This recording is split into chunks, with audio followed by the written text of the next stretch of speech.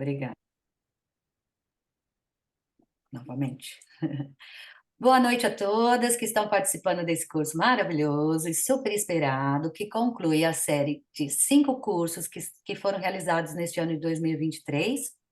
Eu, Silvia Fermo e Fernanda Accorsi, estaremos aqui com vocês nas próximas 5 quintas-feiras, vivenciando essa troca de experiências.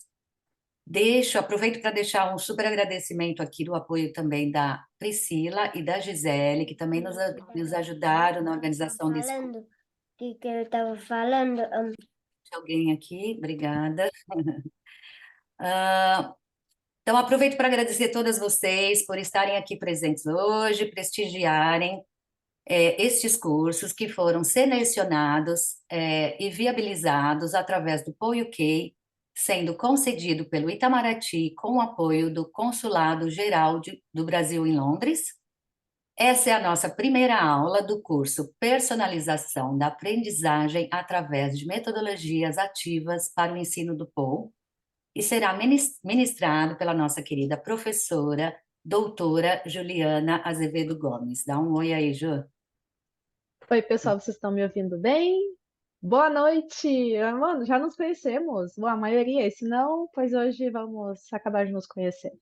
Bem-vindas todas! Obrigada, Ju. Eu acho que agora só a Fernanda vai dar mais umas palavrinhas. Eu passo para você, Fernanda. Sim, peço desculpas de antemão para quem já ouviu isso durante os cursos anteriores, mas eu preciso mencionar que, para aqueles que ainda não sabem, o POI-UK é a união das iniciativas de ensino de português como língua de herança aqui no Reino Unido. E o nosso objetivo é levar o português como língua de herança e a cultura brasileira às crianças e famílias que aqui vivem. E todos nós aqui presentes e alguns ausentes que por algum motivo não puderam participar, fazemos parte dessa união. Aproveitamos para agradecer a presença desse time de profissionais tão dedicados à arte de ensinar português. Fazemos isso através de aulas temáticas, atividades lúdicas, festas populares, e temos o intuito de celebrar a união da comunidade brasileira.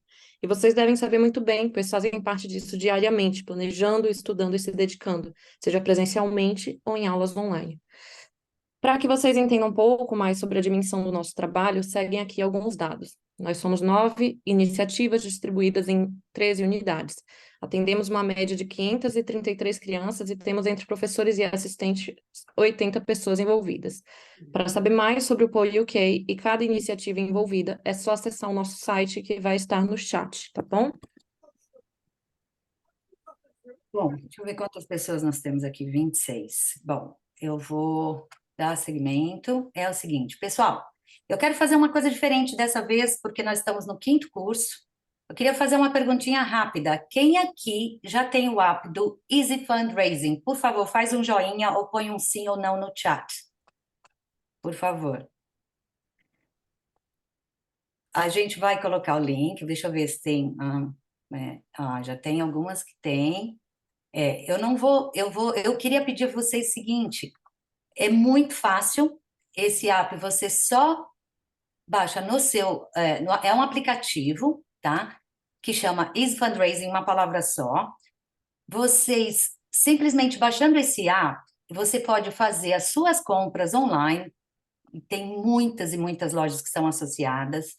E uma vez que você usar esse app e colocar o Apoio UK como o local que você quer fazer a doação, nós recebemos uma pequenininha porcentagem de cada compra que vocês fizeram. Não gasta, não custa nada para ninguém, tá? É totalmente, para quem está comprando, é totalmente gratuito, não tem custo algum, mas nos ajudaria bastante.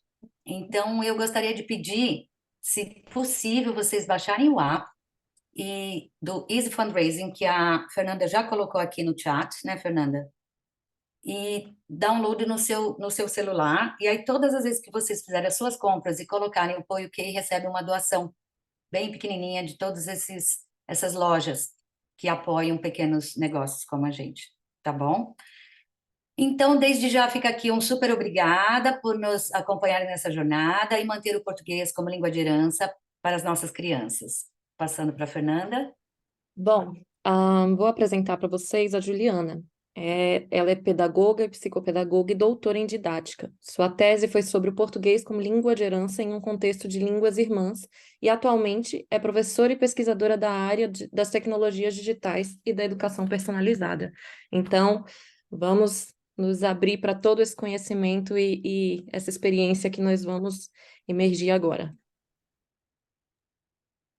É com você, Muito obrigada, Silvia, Fernanda, e boa noite a todas. Eu estou super feliz de estar aqui. Esse curso foi muito esperado, bom, né, por vocês e principalmente por mim. Já faz muitos meses que a gente tem isso planejado, né? Eu tive um bebê, não pude começar antes, e estou muito feliz da gente poder finalmente concretizar esse curso. Esse curso não é bem um curso, vocês vão ver. Isso é uma proposta de uma formação continuada, né? Eu, como sou da didática, muitas de vocês já são professoras, todas trabalham com POU e já trabalhavam com ensino de português ou outro ensino. Então, a minha proposta aqui é que a gente possa aperfeiçoar o que a gente já vem fazendo, ou dar nome aos bois ao que a gente já vem fazendo. Então, aqui, muitas de nós já nos conhecemos há muitos anos, começamos juntas, não? Algumas começaram antes, e o que eu vou tentar fazer aqui é trazer o que a gente tem feito, né, no âmbito da educação personalizada, no âmbito das tecnologias, da educação intercultural também, que é outra área que eu estou e gosto muito, e que a gente possa trazer o que o pessoal vem fazendo em outros âmbitos no português como língua de herança, se isso for significativo para nós. Então, desde já, eu já vou contando, porque eu não sei mentir, que nós vamos trabalhar muito, mas vocês aqui não são minhas alunas, vocês são minhas colegas. E o que a gente vai fazer aqui é construir junto conhecimento que sirva para vocês. Eu não vou transmitir nada aqui. Eu vou apresentar e a gente vai utilizar o que for melhor para nós. Tá? Então, essa é a minha proposta. Eu acho que a gente vai conseguir fazer bastante coisa, eu espero, e depois vocês vão me dizer, para ver se a gente realmente consegue avançar no âmbito da didática. Eu sou da didática, como bem disse a Fernanda, não sou professora de português, minha mãe sim, por isso está sempre me corrigindo, né? Não por isso eu dou menos importância ao português, mas vocês vão ver que a minha veia é realmente como ensinar qualquer coisa para qualquer pessoa, tenha a necessidade educativa que tenha. Então esse curso vai um pouco nessa linha, né? E por isso personalização, a gente vai ver qual é a diferença entre individualizar e personalizar e por que isso nos ajuda tanto num contexto tão heterogêneo como é o nosso. Então, bom, hoje vocês vão ver que é um encontro um pouquinho mais expositivo, porque eu quero contar para vocês como que a gente vai trabalhar, né? Para você também situar um pouco. Agradeço a participação de vocês. Sei que estamos todas cansadas. Vocês, né? Eu não, porque eu nem no CEPOL pude ir, mas vocês estão cansadas, vocês vêm de muitos cursos. Já estamos no fim do ano. Fim do ano e início do ano escolar. Se vocês são professores na escola, devem estar a 1000, né? Estamos aí em novembro, a 1000. Então, agradeço também a participação, o interesse de vocês e respeito ao cansaço de todas, tentarei não ser muito maçante, tá? Então, hoje, como eu dizia, vou compartilhar um PowerPoint, vou contar para vocês o que a gente vai fazer, né?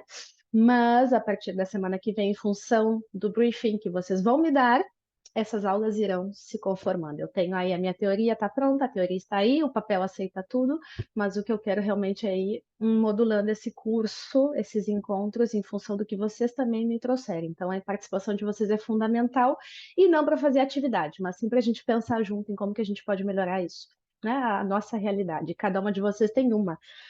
E que não é a minha, né? Como disse a Fernanda, eu sou das línguas irmãs, vocês têm um conhecimento que eu não tenho, e então aqui eu acho que nós vamos aprender mutuamente em função das necessidades de cada contexto. Vou compartilhar o PowerPoint, vocês me digam, por favor, quando funciona. Como eu dizia para Silvia, faz muito tempo que eu não uso o Zoom, mas até que não mudou muito, então me avisa se vocês já estão podendo ver. Ah, já, perfeito.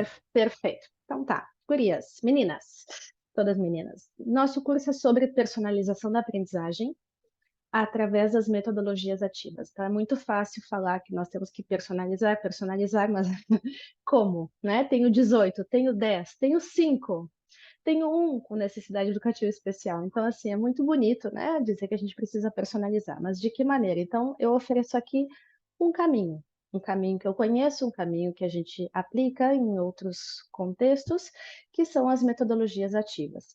Então, o que nós vamos fazer um pouco nesse encontro é pensar como que a gente chegou nesse estágio, né? Pensando em aprendizagem no geral, todas vocês são docentes de alguma maneira, ou seja com formação inicial, vamos falar um pouquinho disso, né? Quem é professor e quem é docente, né? Existe uma diferença, e no português como língua de herança, essa diferença ela diminui bastante.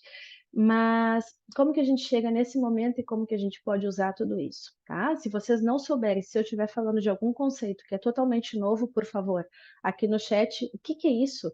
Não tem problema, eu paro. E a gente conversa sobre o que é.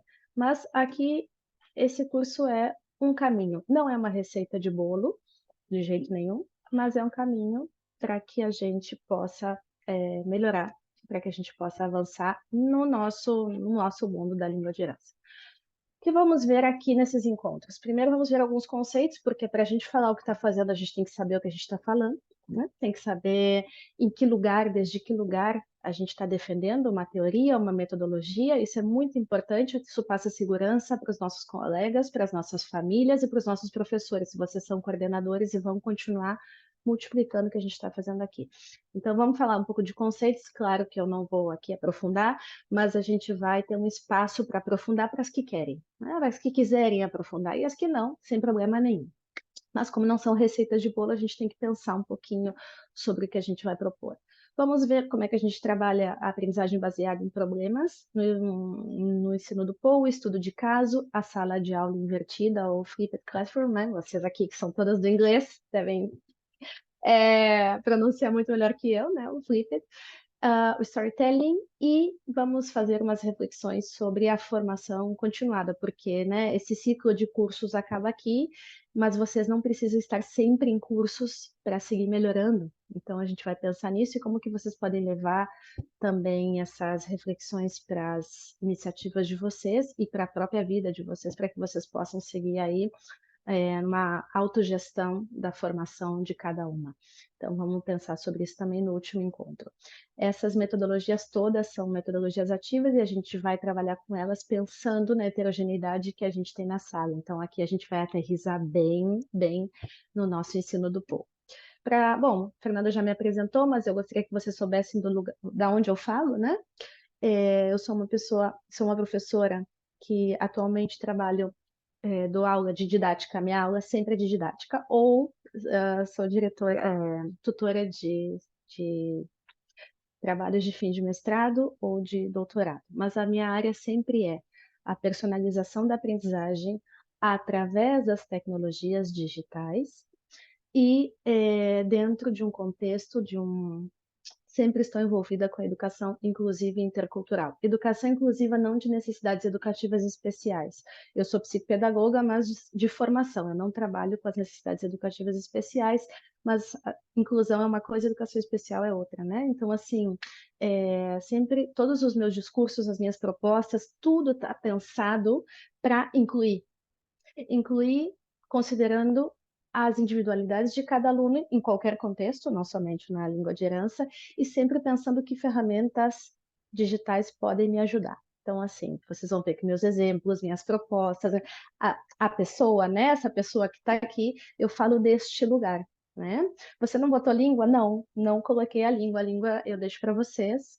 Vocês sabem muito mais que eu e aqui cada uma sabe exatamente como que a gente vai trabalhar. Vocês tiveram já cursos, né, de como aplicar bem a língua. Tenho colegas maravilhosas que são da letras, mas aqui a gente vai focar mais nesses âmbitos daí, tá? Aqui estão meus contatos, fiquem à vontade. Vocês conhecem meu perfil, que eu reativei não faz muito. É um perfil pessoal, né? Não ganho nada com isso. Eu tenho muito prazer em trabalhar com a língua de herança. Eu já tentei sair, não consegui.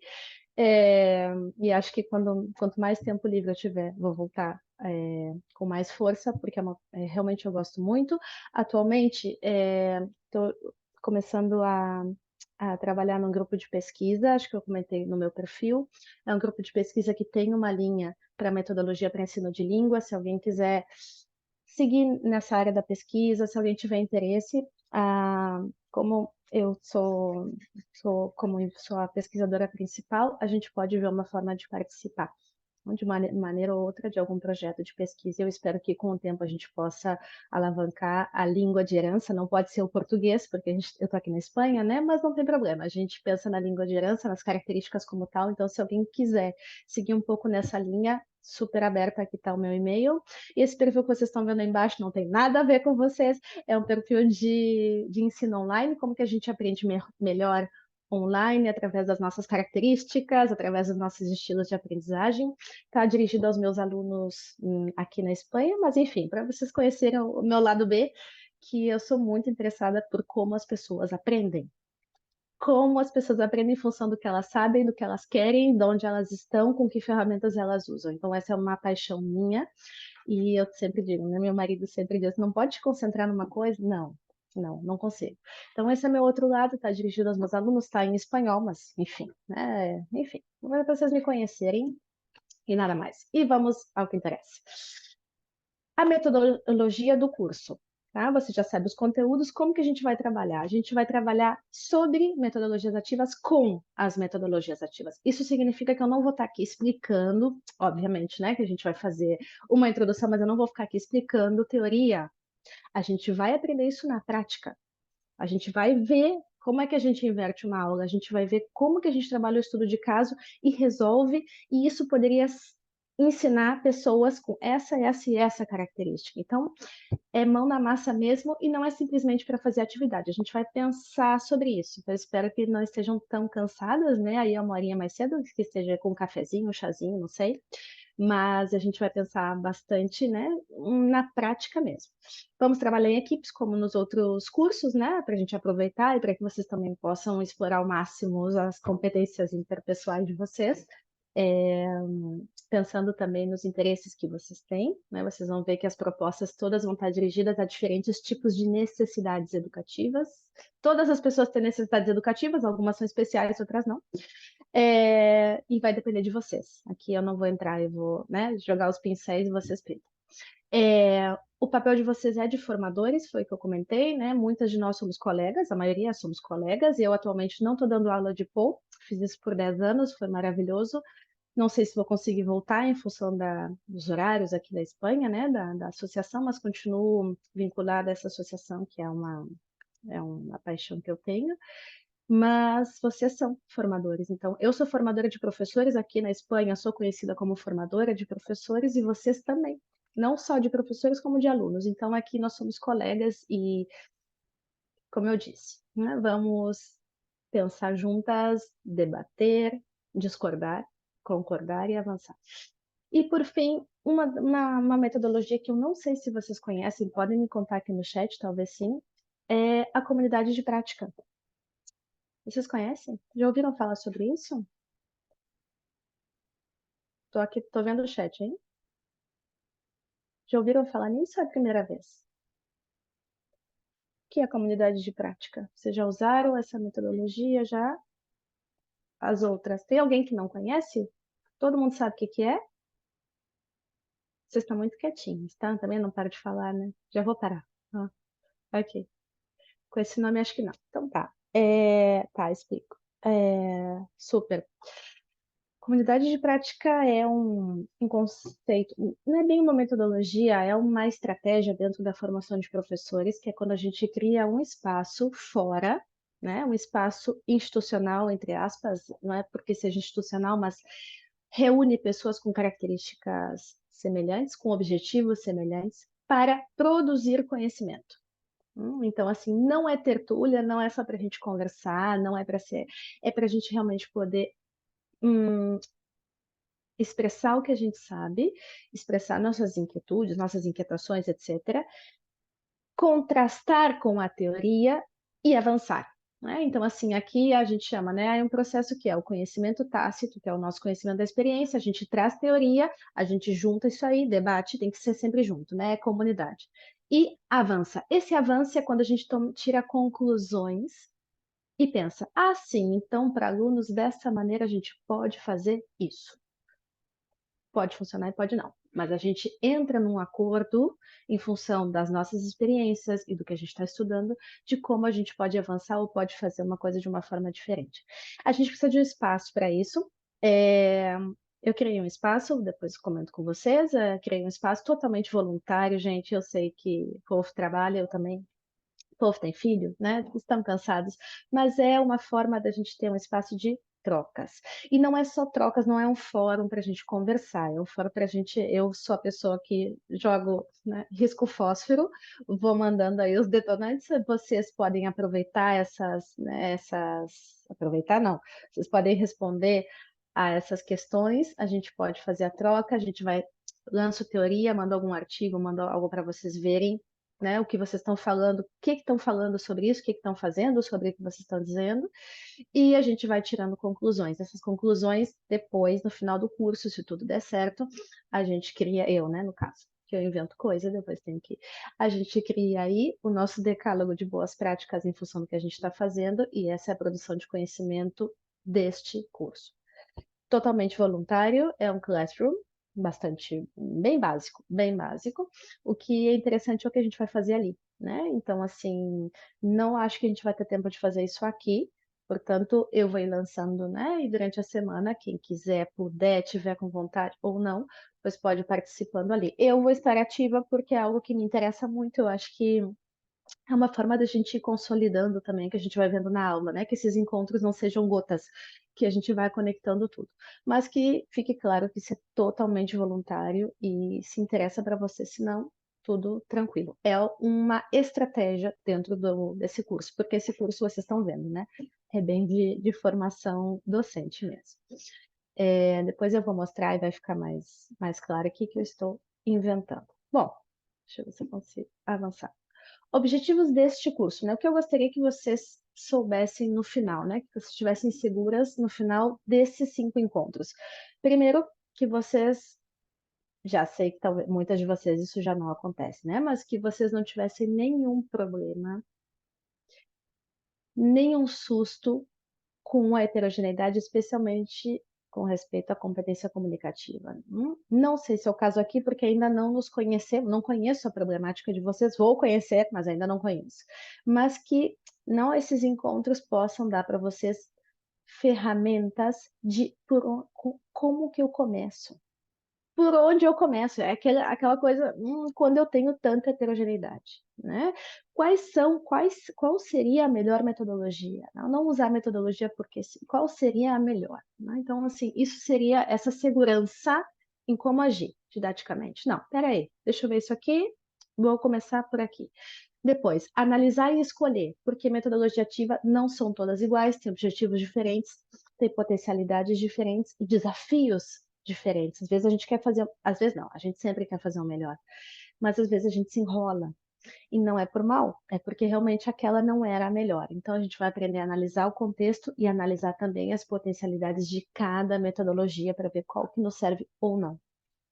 Essa história de não, vamos trabalhar por projetos. Legal, vamos trabalhar por projetos. Dentro dos projetos, a gente aplica várias metodologias, ou uma, dependendo da nossa necessidade. Bom, e por fim, saber incluir de uma forma mais natural alunos com necessidades educativas especiais, que eu não sei se é o caso aqui, vocês vão me contar.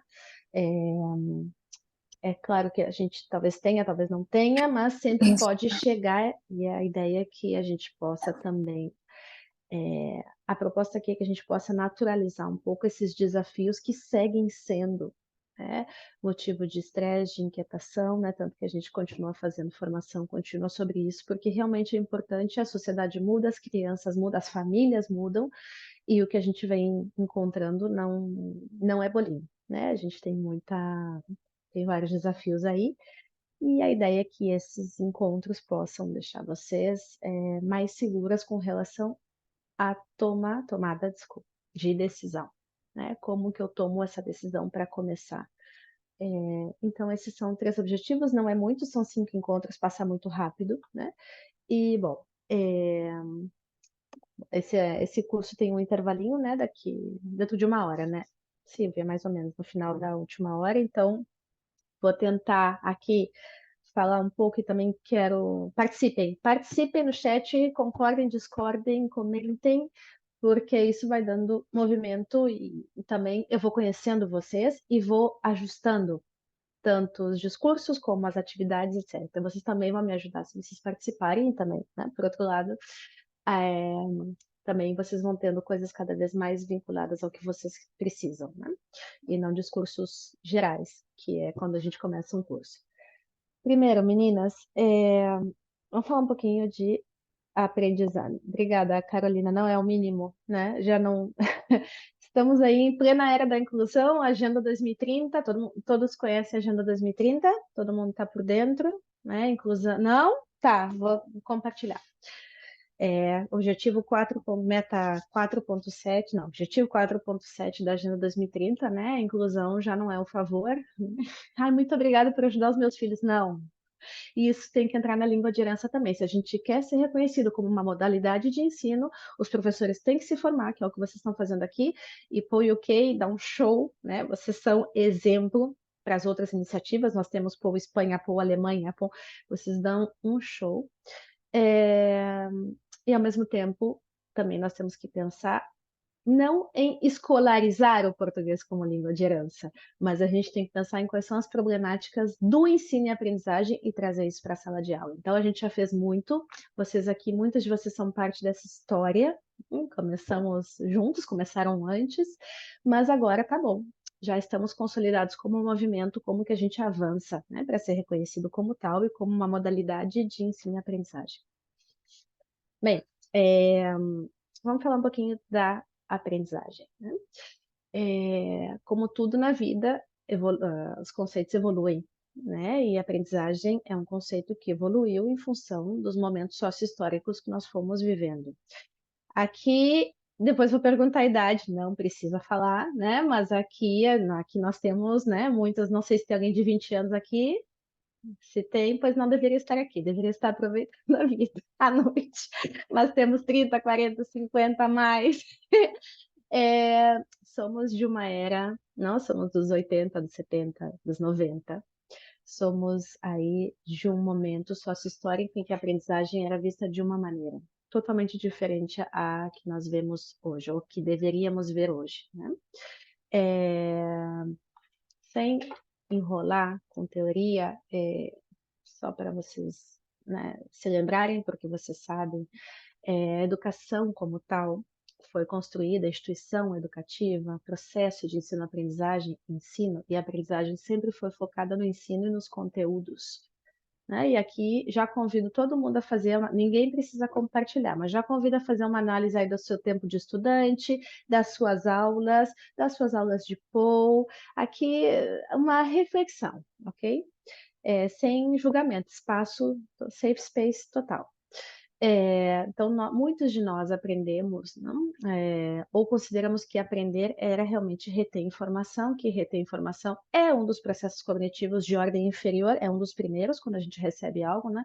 Reter, memorizar, transferir, mas isso não é porque sim, isso nós fomos treinados para ser assim. A instituição educativa como tal, ela foi criada para isso, não?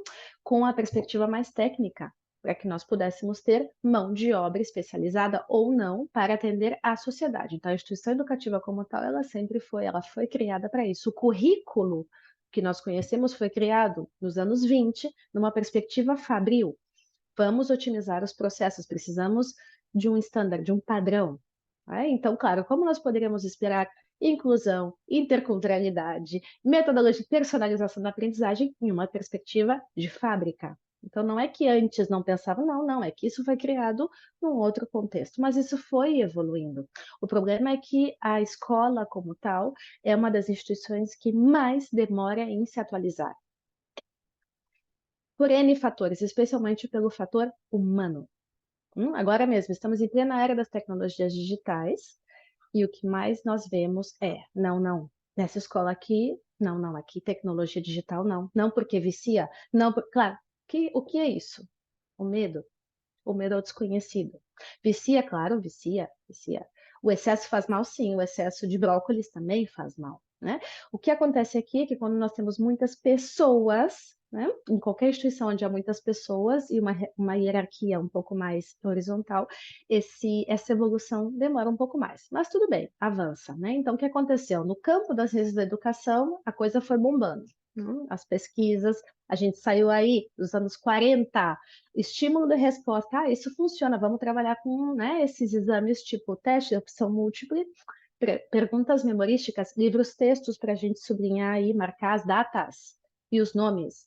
Isso se fazia nos anos 50.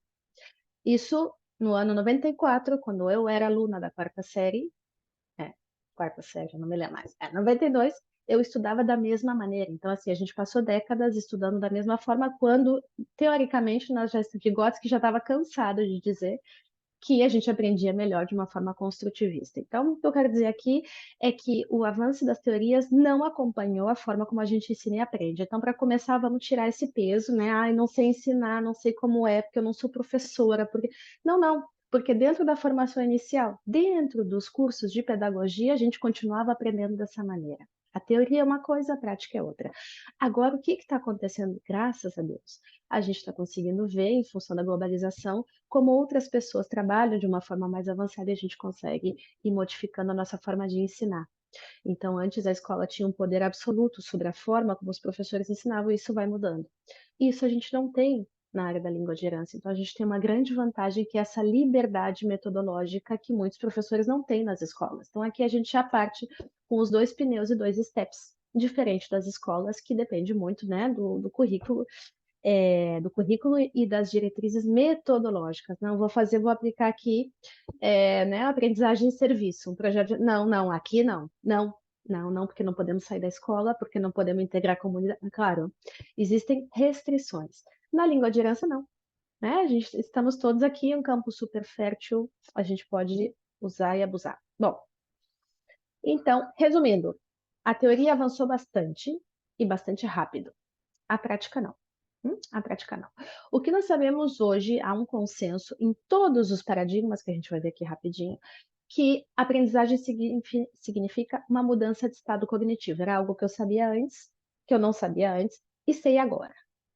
Algo que antes eu via de uma maneira, que eu via uma forma colorida, e agora eu vejo uma estrela azul. Isso é aprendizagem, quando eu dou significado para alguma coisa. Então, isso rompe com todos os esquemas de memorização, transferência, etc. E é por isso que a gente já não ensina a gramática daquela forma, a gente não ensina as orações subordinadas substantivas dessa maneira, porque a gente já sabe que essa mudança de estado não é significativa. E a gente sabe disso porque com as pesquisas a gente foi vendo que essa evolução ela sai do foco no professor e nos conteúdos, né? Inclusive, vamos pensar aí nas escolas, nas universidades com aquele púlpito, sabe? Não sei como é que é em Londres aí, aqui na Espanha a gente tem muito ainda, né? As salas de aula com púlpito, porque o professor está mais em cima, não? E as filas, ou então aquelas salas em, como chama isso? Em U, né? Estilo assembleia, mas sempre o professor em cima. Por quê? Porque o foco estava ali realmente. E a gente precisava marcar visualmente, não? Essa hierarquia do professor, não? Esse detentor do conhecimento. Na universidade, então, nem conto, mas aqui no nosso foco, felizmente, né? Na universidade, então, a mudança foi brutal. Bom, o consenso que tem aqui é que, com o avanço dos paradigmas, que aqui a gente não vai estudar os paradigmas, o foco foi saindo do professor e dos conteúdos para o aluno. Então, isso é um consenso. O que significa para o aluno trabalhar com cada um da... Não. Então, primeiro, mito, né? Não dá para personalizar aprendizado com 10 alunos na sala. Sim, dá. Personalizar não é individualizar. Personalizar é a gente pensar no perfil dos nossos alunos e oferecer diferentes situações para que os diferentes perfis possam aprender. Então, essa é a primeira coisa, né? Eu sou de uma época, dando aula de Poe, que eu fazia, sem mentira nenhuma, 8 a 8 crianças de 2, 3 anos. Eu fazia 8 atividades, 8 folhinhas, porque eles eram todos diferentes e eu queria atender a todos. Eu era excelente professora. Eu achava que eu estava fazendo o máximo. Eu personalizava? Não. Eu só tinha mais trabalho e isso realmente não era tão significativo. Eu estava tão ocupada preparando, planejando, que na prática, pois os resultados não eram o que eu estava esperando. Mas hoje nós estamos, não sei se vocês conhecem, estão familiarizados com esses termos, né? Mas hoje nós estamos em pleno paradigma conectivista, que é um paradigma que considero, vou avançar. Se quiserem saber mais sobre isso, eu compartilho o material, tá? Porque não é o foco do curso, mas é só para vocês irem vendo como a coisa vai avançando e da onde a gente parte para personalizar, né? Quando se pergunta, mas por que vocês estão ensinando desse jeito, cara? Antes funcionava muito melhor, a gente estudava, lia, fazia atividade, fazia prova, e a gente aprendia. Meu filho não aprende agora porque vocês ficam aí com essas coisinhas de pensar em caso e mexer no computador. Claro, não, então a gente vai explicar, vai saber explicar por quê. Essa mudança de estado, nessa era que nós estamos agora, essa era começou em 2000, no ano 2000, concretamente no ano 2004, tá? Sim, eu compartilho, pode deixar, pode deixar. Essa era conectivista começou em 2004, quando dois professores da Universidade do Canadá disseram: não, tá bem, Vygotsky é esse cara que fala que a gente aprende de fora para dentro, conversando, interagindo. Isso não é novo, né? Isso é dos anos aí 60, 70, quando, né, se consolidou esse paradigma construtivista. A teoria já estava, né? Mas quando a gente começou a aplicar e começou a ver, sim, que a gente aprende melhor, né? Learning by doing. John Dewey, né? Aprendemos melhor fazendo. Por quê? Porque aqui eu coloco todos os meus sentidos, toda a minha energia, então eu aprendo melhor. Outro erro, que aí vamos, atividade, os alunos todos cheios de tarefas, tarefa para casa todos os dias, porque aprendem fazendo. Outro erro, mas tudo bem, vamos avançando. Isso vem desse paradigma aí, o aluno tem que se mexer, ele tem que interagir com o conteúdo. Tá, ok, beleza. Quando chegou no ano 2000, né, com a história do bug do milênio e tal, esses dois professores da Universidade de Manitoba, no Canadá, com certeza não se fala assim, né, você sabe, mas enfim, do Canadá disseram, não, já não estamos na era construtivista, porque com as tecnologias digitais, a gente consegue que as pessoas aprendam entre elas, com o professor, sem o professor, claro, imaginem isso, né? Como aprender sem o professor? Não, isso não. Vão nos substituir as máquinas? Ai, não, medo. E o pior, as máquinas também vão aprender a aprender delas mesmas. Vocês não imaginam a confusão que foi isso no ano 2004, né? Isso foi uma conferência e tal. Eu disse assim, essa gente tá louca, como que isso vai ser uma nova teoria da aprendizagem? Impossível, nunca as máquinas vão poder aprender delas mesmas e as pessoas não conseguem aprender das máquinas. Bom, aprendiam das enciclopédias, não sei por que não poderiam aprender das máquinas, mas tudo bem, né? Também é verdade que a gente, naquele momento, nós tínhamos uma outra concepção de sociedade como tal, de papel de professor, de papel da escola, tá? Bom, hoje, se a gente tem aí, não precisa ir muito longe para a gente ver como as máquinas aprendem da própria máquina, né? E a Unesco, nesse momento, está fazendo uma chamada de uma convocatória para que professores de qualquer área enviem ideias de como avaliar utilizando a inteligência artificial, porque realmente a Unesco está preocupadíssima, super atenta ao que está acontecendo, não? Até onde, né? Quais são os limites dessa máquina que aprende da máquina? Que legal, a gente tem sistemas aí de adaptação da aprendizagem para facilitar a personalização, mas qual é o limite do aprendizado dessa máquina, né? Então, assim, para que vocês saibam, se não sabem, a Unesco, nesse momento, está a mil. Acabou de fazer uma semana da educação digital, que somente se falou disso, fez essa convocatória para que professores normais, mortais, pudessem dar suas ideias de como a inteligência artificial poderia ajudar na avaliação dos alunos, ou seja, aqui tem um movimento atualmente, né, um movimento efervescente, perdão, para delimitar, para entender, porque a gente já aceitou que isso vai acontecer. Então, a ideia é, bom, como que vai acontecer, como que a gente limita, como que a gente usa de forma ética, complicado. Isso foi falado no ano 2004, quase 20 anos atrás, 19 anos atrás.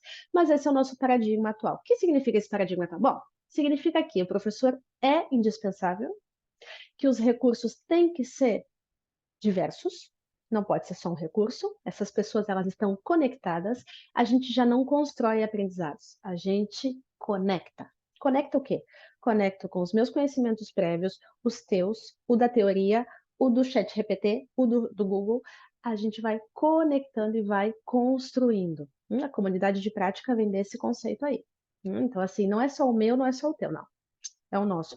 E tem mais, não é só o que a gente pensa, não é só o saber da experiência. A gente precisa buscar a teoria, tem que começar a aprender a fundamentar o nosso discurso, coisa que o professor antes não tinha que fazer. Eu não sou teórica, eu sou professor. Vamos mal. O professor ele tem que saber fundamentar o que ele está fazendo. Ele não precisa discursar, mas ele tem que saber onde ele está situado, em que ele acredita, o que é aprendizado, o que é avaliação, o que e tem que saber explicar isso para as famílias. Que esse é outro problema. A gente vai chegar aí, quando as famílias não têm que saber o que a gente está fazendo. Por que que a gente está trabalhando dessa maneira? Somos nós que temos que saber explicar o porquê. Então, para isso, o professor não pode esperar que venha uma pessoa iluminar e explicar por que que nós vamos trabalhar dessa maneira. O professor ele vai se empoderando cada vez mais, e esse empoderamento vem dessa capacidade de entender por que que a gente está trabalhando assim. E isso no POU funciona muito bem, porque é o que a gente tem que fazer, né? Por que eles estão fazendo isso e não estão trabalhando com as folhinhas? Explico. Bom, nosso caso aqui, né? Então, aprender. Essa frase não é minha. Essa frase. Esqueci o nome do autor, mas não importa, eu vou buscar. Excelente. Nós não educamos grupos de pessoas. Nós educamos pessoas, porque quem aprende não são os grupos, quem aprendem são as pessoas. Então, se é assim, se nós não educamos grupos, educamos pessoas, e cada pessoa é uma, por que que a gente ensina numa sala da mesma maneira para pessoas diferentes? Nessa problemática aqui nasce a questão da personalização, né? Então, assim, isso não é um problema do povo. A heterogeneidade sempre existiu. O que fez a instituição educativa foi esmagar a heterogeneidade, porque era muito complicado trabalhar. E é. Aqui não estou dizendo que é fácil, né? Trabalhar dessa maneira. A questão de juntar as pessoas por grupos, para vocês terem uma ideia, é do século XVI, da Didática Magna, que é o primeiro manual de didática que escreveu Comênios, que era um teólogo cheio de boas intenções, que disse, não, é melhor juntar grupos de pessoas com um professor e instruir essas pessoas da mesma maneira. Século XVI. Isso, nós continuamos trabalhando dessa maneira. Continuamos trabalhando e organizando as escolas desta maneira. Por quê? Óbvio, porque são muitas pessoas, porque não existem tantos professores no mundo. Mas o que mudou foi a questão metodológica. Ok, vamos continuar trabalhando com grupos. Agora vamos pensar de que maneira a gente pode trabalhar com toda essa heterogeneidade. Então, a grande sacada aqui, a grande mudança foi reconhecer que a heterogeneidade é parte de qualquer processo de ensino e aprendizagem. Então, assim, vamos parar de chorar com a história do Paul, né? Eu sou a primeira. É difícil, eles são todos são diferentes. A questão é que se eu sou professor dentro de uma instituição regulada, eu estou autorizada a padronizar, né? Com algumas exceções. Tem centros que já estão muito mais. A gente vai à Finlândia, aqui na Espanha mesmo, a gente tem comunidades de aprendizado que a gente já não pode falar uma coisa dessa, né? E trabalhar da mesma maneira. Mas, em geral, não sei como está a situação do Reino Unido, em geral, nós estamos autorizados a trabalhar de forma estándar. Então, claro, português como língua de herança, isso não funciona. Não vai funcionar. Porque nós temos perfis diferentes, porque nós temos motivações diferentes e porque a gente tem uma desvantagem.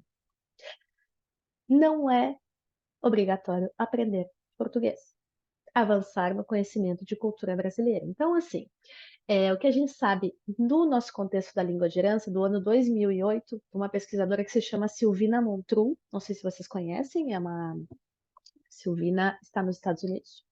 Não, sim, está. Ela fez uma pesquisa sobre as motivações dos falantes de herança. Então, assim, foi muito claro, os resultados foram claríssimos. A gente começa na infância, socialização familiar, perfeito. Tudo bem, tudo bem, tudo bem. Começa as aulinhas de Paul, tudo perfeito. Vale. Começa a adolescência. Segunda infância, socialização com o contexto. Escola, extraescolares. E a motivação cai. É um fator sociolinguístico. O contexto deixa de favorecer, não é? A criança já fala, já entende, pois então isso passa, já não é uma prioridade. Por quê? Porque não é obrigatório. Então, tudo bem. A própria família, e aqui nós não estamos para julgar as famílias, por favor, somos todos familiares também, não? Eu sou a primeira que sempre digo, né? Todo sábado acontece uma coisa e eu não consigo levar o meu filho. E eu já desisti e já falei para a professora, quando der, eu vou. E é muito difícil para mim gestionar essa culpa, né? Porque, claro, eu não estou levando, o que que eu estou fazendo, né? Então, assim, não estamos para julgar as famílias, mas é o que acontece. Então, quando a gente se dá conta que essa criança vai crescendo, começa a ter vontade própria, e existem outros interesses do contexto, do âmbito social, essa motivação cai. Por quê? Porque eu não consigo visualizar, nem eu como familiar, nem o meu filho, as vantagens ou a obrigação de estar ali. Então, assim, isso é um consenso, esse estudo foi feito com espanhóis dos Estados Unidos, não tem nada a ver com o português, e a gente vê na vida real. Então, assim, primeiro é alinhar as nossas expectativas onde a gente está. Né? Uma coisa é se a gente está aí ensinando fazendo um curso para o CELPE-BRAS ou português para estrangeiros. Outra coisa é quando a gente está fomentando e trabalhando com a língua de herança. Então, aqui a gente tem que regular para começar as nossas expectativas. E por isso que eu trago esse conceito aqui, para vocês pensarem. Não vamos aprofundar, se quiser aprofundar, a gente aprofunda fora daqui.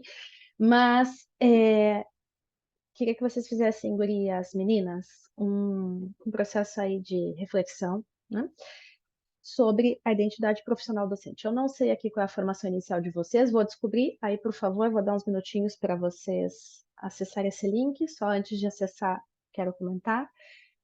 A identidade profissional docente, ela tem a ver com a nossa atividade profissional, tá? Isso rompe com aquela ideia de que professor é aquele que está formado inicialmente para isso. Se nós vamos no âmbito escolar, a gente não pode dar aula para criança se a gente não tem pedagogia. A gente não pode dar aula de língua se a gente não tem formação em letras. E que bom, né? Ótimo, porque senão seria uma festa. Mas, no âmbito da língua de herança, que não é uma profissão regulada, isso não existe. Então, aqui a gente não está, né, para discutir sobre essa questão de existir ou não. Mas a gente tem que pensar, já que nós não temos uma regulação, qual é a maneira que a gente tem de minimizar os riscos. Porque se vocês são aqui do meio e estão acostumadas, vocês sabem que quando a gente consegue um professor numa escolinha que a gente precisa, que a gente não tem, a gente dá graças a Deus. Né? Ai, mas eu sou médica. Não, tudo bem, a gente vai te ajudar. Fica tranquila.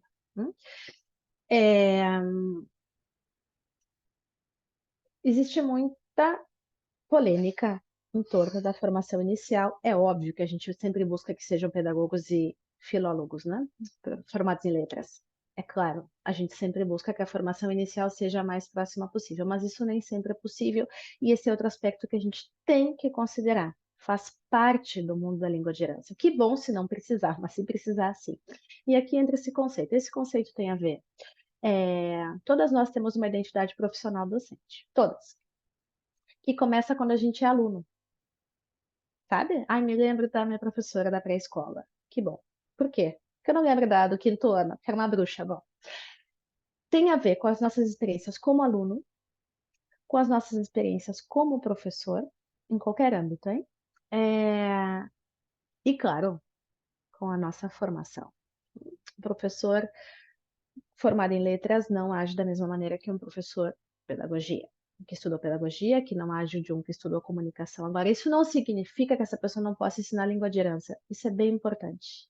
Porque a língua de herança é um veículo dentro da aula de língua de herança. Então, aqui não é não valorizar a pessoa que se formou inicialmente nisso, mas a gente tem que pensar na formação contínua. Porque a identidade profissional docente, ela é dinâmica. Por quê? Porque ela vai se nutrindo das experiências. Então, assim, primeiro mito, né? Se a gente não tem formação inicial e não pode dar aula, e eu tenho professores com formação inicial, é claro que é melhor, tá? Então, aqui ninguém está discutindo isso, não é? Ó, a gente estuda muito para poder... por quê? Porque... Pera, não sei o que aconteceu aqui. Aqui.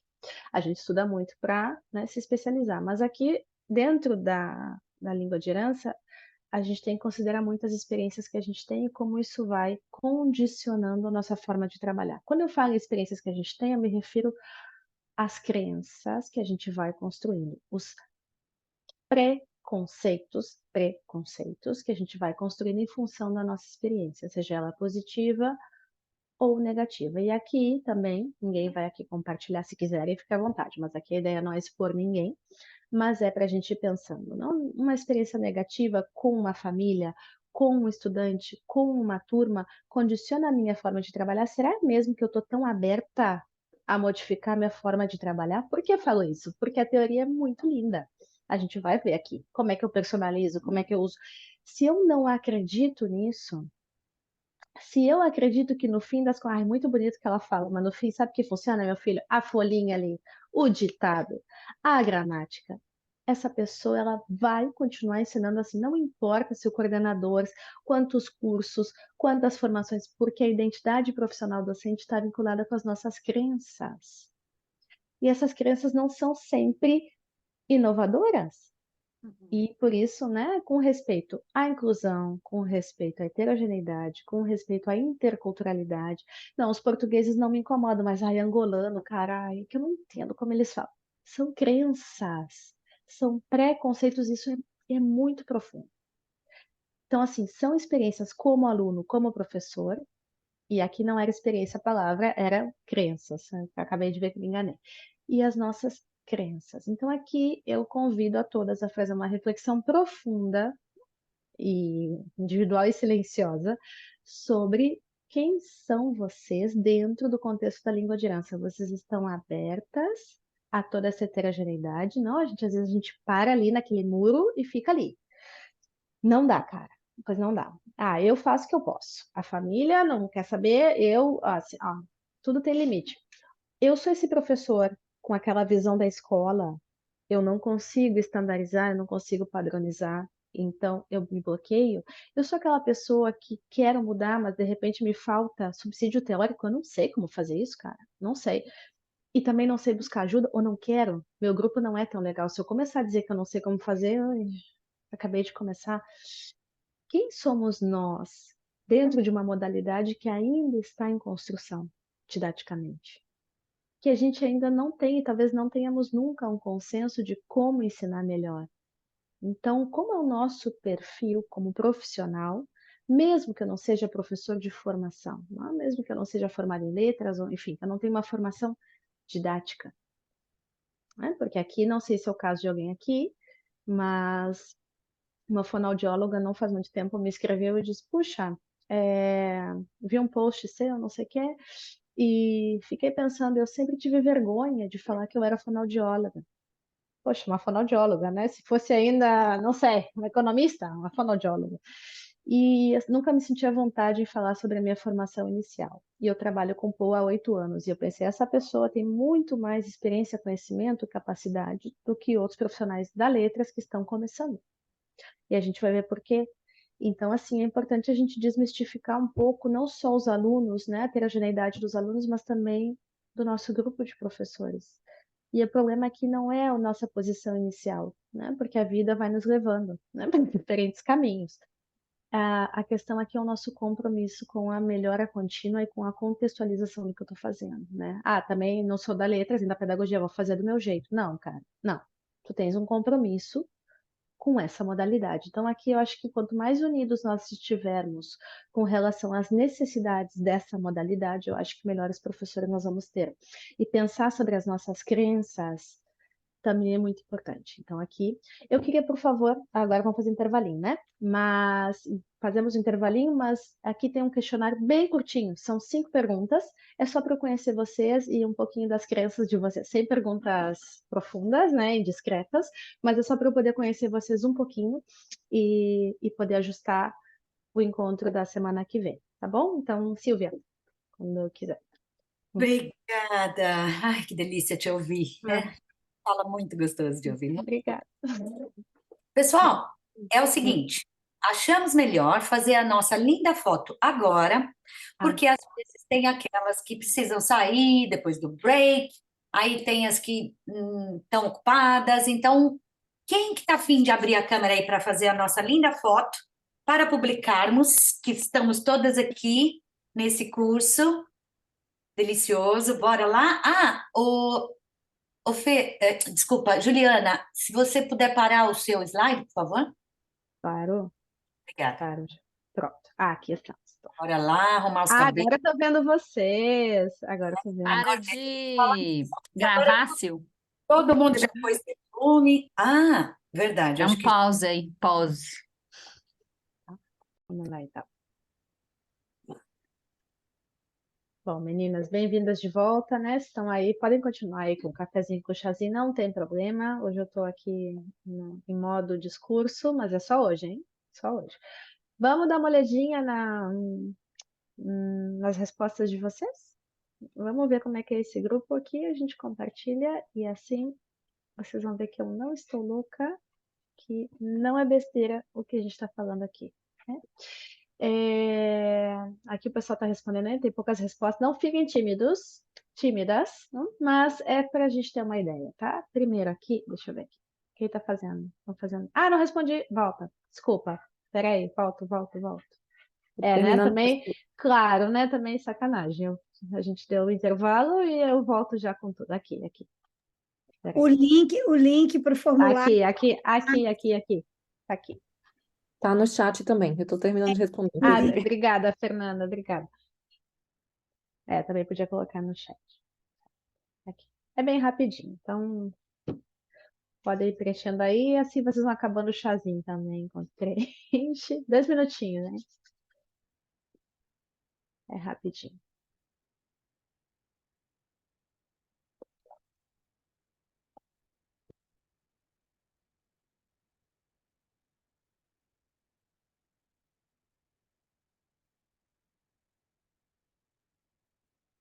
Deixa eu ver.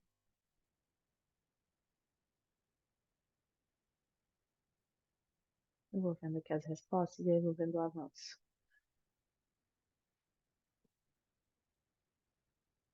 Dois, 3 minutinhos. Resposta com pressão.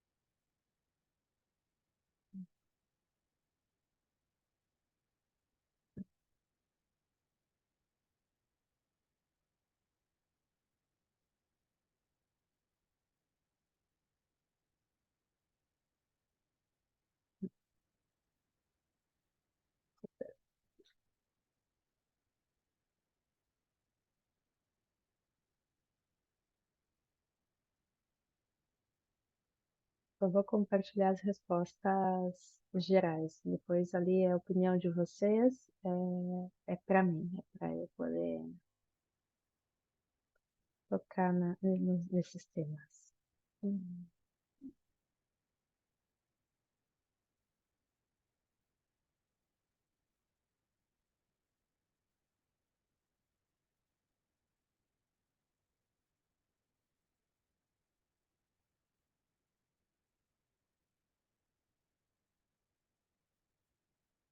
Bom, vou compartilhar aqui. Podem ir completando, porque o que me interessa são as 2 últimas, mas é só para vocês verem aqui. Vou deixar de compartilhar aqui. Compartilhar essa tela, só para a gente ver um pouquinho do perfil geral, né? Talvez os outros cursos já tenham feito isso, mas aqui nos interessa especialmente, né? A formação inicial aqui, a gente está vendo que sorte, a maioria aqui da área da educação, que sorte, porque nem todos os contextos são assim. Isso já é muito bom. Temos ciências biológicas ou exatas, né? Eu falei antes dos economistas, não sei qual é a área, claro que uma coisa é a gente estudar biologia e ter disciplinas de didática na faculdade, outra coisa é a gente não ter nem ideia, né? Mas podem ver que a heterogeneidade começa aqui, né? Por que a gente não fala da heterogeneidade dos professores também? Mas enfim, tá certo. A idade aqui, todas a maioria na melhor idade, né? essa, os 40, que começa aos 40, jovens tem poucas jovens, pouquinho, uma só, tá bem. E o que mais interessa aqui, quanto tempo você trabalha com Paul? Tá, então muitas aqui estão começando, isso era muito importante para mim, para a gente poder alinhar os exemplos, né? A gente tem aqui pessoas que poderiam estar dando curso aqui, no meu lugar, que estão aqui como alunas e poderiam ser as professoras, e quem está começando, a gente também tem que saber, né, a forma de começar também a explicar. Ninguém nasceu sabendo, ninguém começa, né? A gente começa, e muitas de nós começamos por ensaio e erro, né? Ensaio e erro, ensaio e erro. Vocês são privilegiadas, porque vocês têm aí uma bagagem já, muitos ensaio e erro para a gente dizer isso aqui, vamos por aqui ou vamos por outro caminho. Então, né, não se assustem, tem um time de peso que já vem trabalhando nisso, e que sorte dos alunos, porque mesmo que vocês não tenham muita experiência, vocês já têm aí um contexto mais amigável, digamos assim, didaticamente falando, né? Por onde eu começo. E aqui a boa notícia, né? Essa pergunta me interessava muito. Como que vocês costumam trabalhar, né? Aqui ninguém é robô, a gente pode trabalhar de várias maneiras, É, mas a gente tem que saber o que a gente está fazendo e por quê.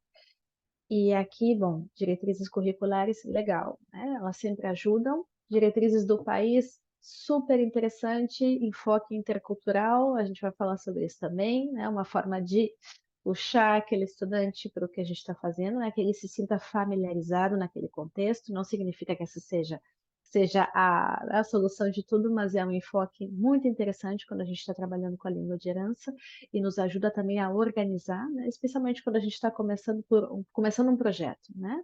Como que esse projeto vai trabalhar? Bom, os parâmetros curriculares nacionais são muito legais, mas eles realmente eles atendem ao que a gente vai fazer no projeto uma vez por semana? Isso é outra coisa, né? Qual é o nosso vínculo com esses alunos, com essas famílias, né?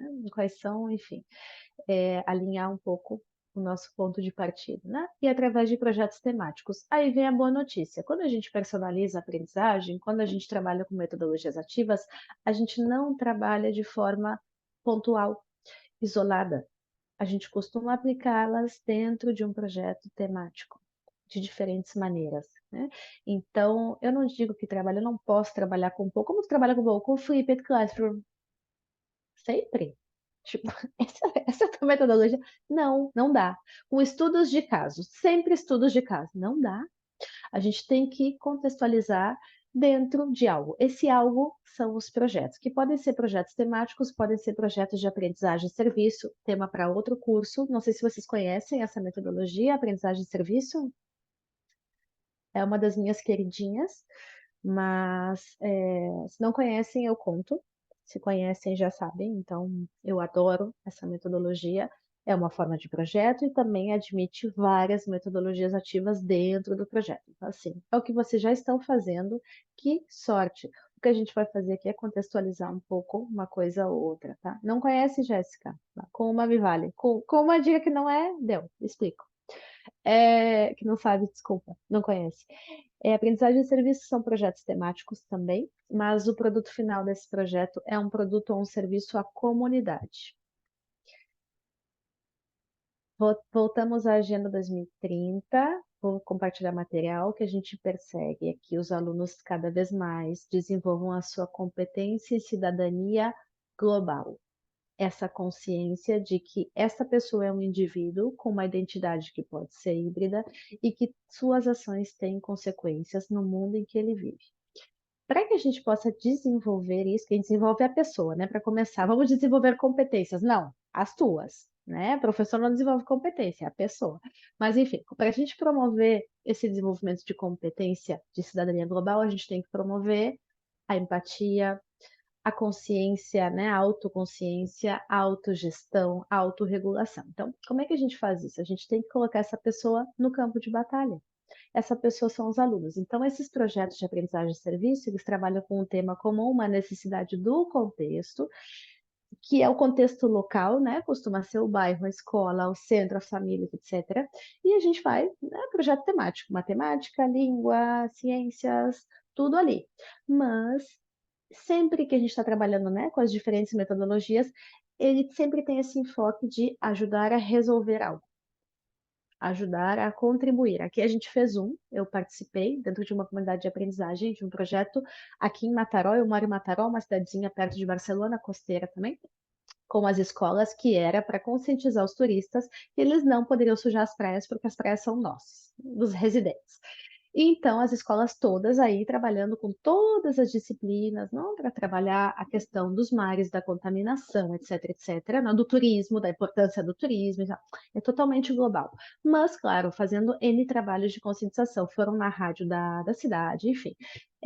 O produto final era eles fizeram infografias e tal para distribuir para os turistas e conversar com os turistas e tal, uma caminhada, enfim. A gente sai, né? Sai daquele contexto da sala de aula. É um projeto temático. Simplesmente a gente, né, tem mais. É super legal, super legal. A gente trabalha muito na universidade também para que esse futuro profissional vai se dando conta das necessidades daquele, né, da onde ele vai trabalhar.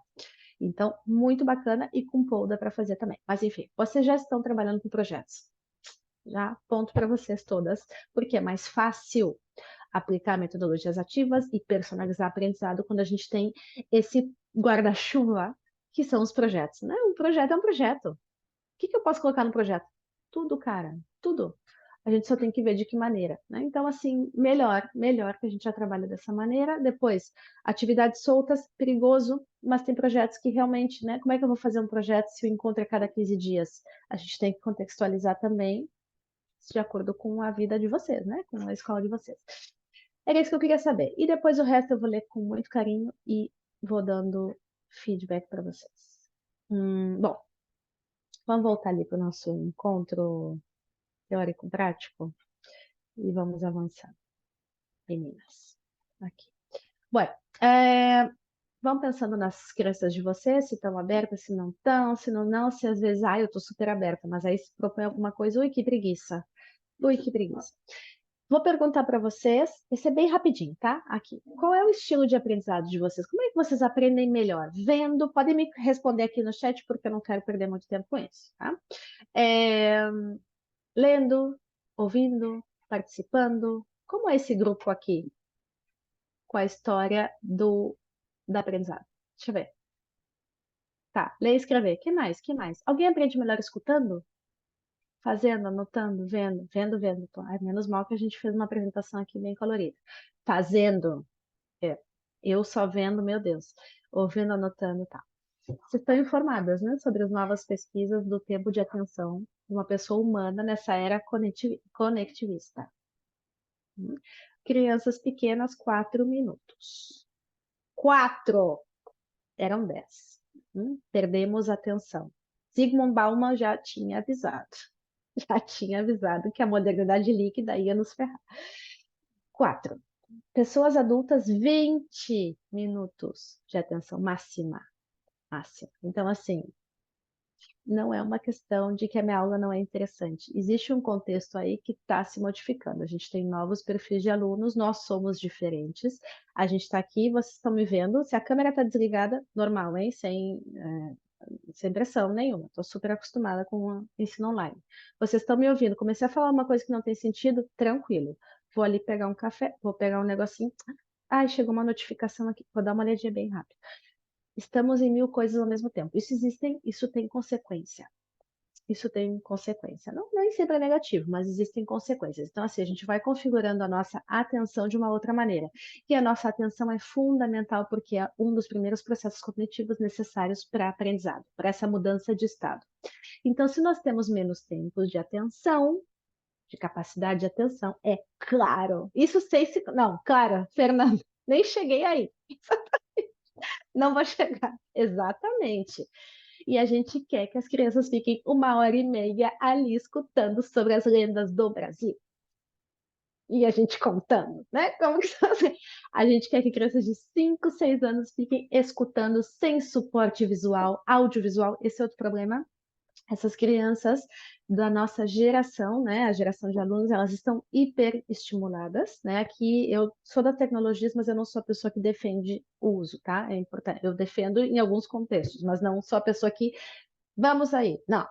É super importante. Também sou totalmente contra. Ai, não. Telas não, telas não. Bom, muito bem. Então, tiramos tudo, né? Eu acho que a gente tem que buscar um equilíbrio. Agora, com crianças pequenas, eu tenho muitas restrições e tenho meus motivos, mas não é o caso do curso aqui.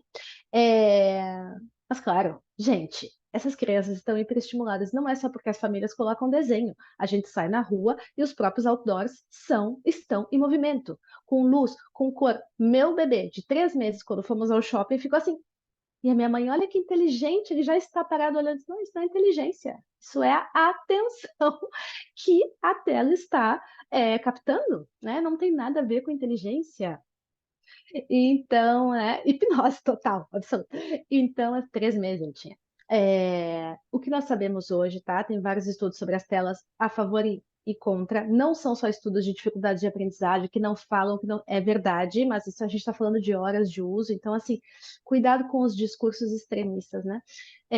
Mas aqui o que interessa é saber quem são esses alunos, o que que eles precisam, tá? Se são 4 minutos até 6, 7 anos, poxa, claramente eu não posso dar uma aula expositiva. Claramente a minha história ela tem que ser interativa ou ela tem que ter pausas. Nós, se temos 20 minutos de atenção, uma hora de 2 horas, uma aula de 2 horas é para dar um tiro na cabeça, né? Cortar os pulsos com uma bolachinha, como dizem os argentinos. Impossível. A gente não consegue mais. Nós nos modificamos, somos híbridos, somos transgênicos já. Então, assim, esse é o ponto de partida número 1. As nossas aulas não podem ser como as nossas aulas de estudante. Por outro lado, a forma como a gente aprende condiciona a forma como a gente ensina. Vocês vão ver, eu sou extremamente ativa, quase hiperativa, talvez não diagnosticada. A minha mãe não gosta que eu fale isso, mas é verdade. Eu tenho quase certeza que eu tenho alguma coisa aí não diagnosticada. Podem ver, eu não consigo trabalhar sem apresentação, sem algo interativo, sem atividade. Eu preciso que as pessoas interajam porque eu sou assim. Não significa que seja a melhor forma de ensinar, mas é impossível a gente não colocar a nossa identidade na nossa forma de ensinar. Aqui nós temos uma futura especialista no tema da formação docente, né? Nossa colega Rita, e ela pode ir contra o que eu estou dizendo, eu espero que não. É impossível dissociar a nossa forma de aprender com a nossa forma de ensinar. Isso não significa que a gente vai reproduzir. A teoria da reprodução existe, e o que a gente tenta fazer quando a gente está fazendo formação contínua é cortar com a teoria da reprodução. De que maneira? Através da consciência do contexto. Então, assim, esse é o primeiro ponto. Nossos alunos, nossas crianças não são as crianças que nós fomos. Ou como os nossos filhos, que esse é outro, como é que fala? Outro defeito de fábrica do professor de Paul. Meus filhos, não, teus filhos viveram num contexto, em uma época e com umas características. Além disso, eram teus filhos, né? Se tu é professora, a gente já parte do princípio que existia aí um contexto amigável para a língua de herança. Então, a gente não pode comparar ou utilizar isso como exemplo. A gente pode, claro, aproveitar a história, mas a gente não pode comparar, porque são momentos sócio-históricos diferentes, sócio-histórico não, sócio-contextual diferente. E hoje a gente sabe, as crianças estão hiperestimuladas, os adolescentes estão hiperestimulados e perdidos, como todo bom adolescente, né? E sempre buscando contestar o que é proposto, né? E negar o que é imposto, isso já é inerente à etapa. Então, a gente tem que repensar não somente a forma como a gente ensina, como a forma como a gente aprende. É diferente, não somos nós, não conseguimos mudar na sala de aula. Exato, é muito difícil. Mas aqui eu queria saber, tá, ouvindo, fazendo. Silvia, é uma exceção, sabe, né? Uma exceção. São raros os estilos de aprendizagem ouvintes que seja mais dominante. Nós não temos só um estilo, isso também é importante, né? Vamos sair das caixinhas, né? Não é uma caixinha, mas são estilos dominantes. O estilo ouvinte é o mais raro, que a pessoa consiga, né? Sabe que tem várias estratégias para estudar ouvindo e não costuma funcionar com a maioria das pessoas porque não é o estilo dominante. Então, tens uma vantagem aí, tens uma vantagem. Bom, não, isso aqui é uma pesquisa, mas já fiz. Vocês que estão vendo a gravação quiserem participar, depois eu fico com esses dados aí para mim. Não, mas é para conhecer vocês. Então, assim, vamos falar um pouquinho da teoria. Dentro de toda essa história de que a aprendizagem é uma mudança de estado, de que a gente aprende conectando saberes, que a gente aprende entre pessoas, entre máquinas, com máquinas, que o papel do professor é fundamental. Isso é outro mito da era conectivista. O professor vai desaparecer no ensino virtual. Nunca se falou sobre isso.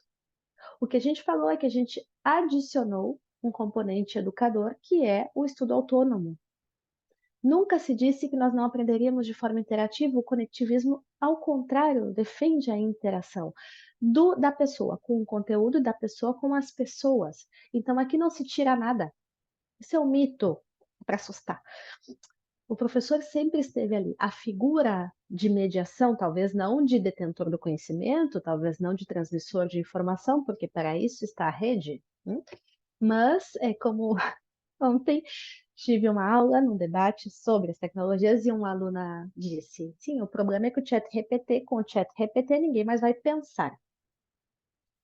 Eu disse: que interessante, então vocês somente pensam dando respostas, vocês não refletem sobre as respostas que a gente tem.